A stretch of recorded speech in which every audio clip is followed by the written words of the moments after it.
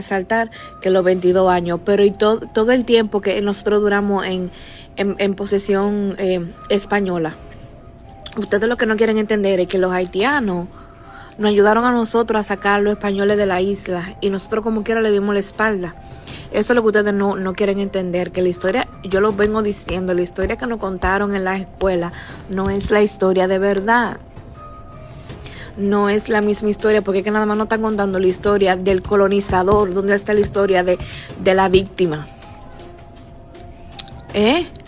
O sea, no me vengan a mí a estar diciendo que 22 años no. O sea, y que el idioma diga que el español, el idioma nacional de República Dominicana es el español, porque el español, el europeo llegó, se adueñó de todo y te obligó a ti a hablar español. Nosotros no hablábamos español.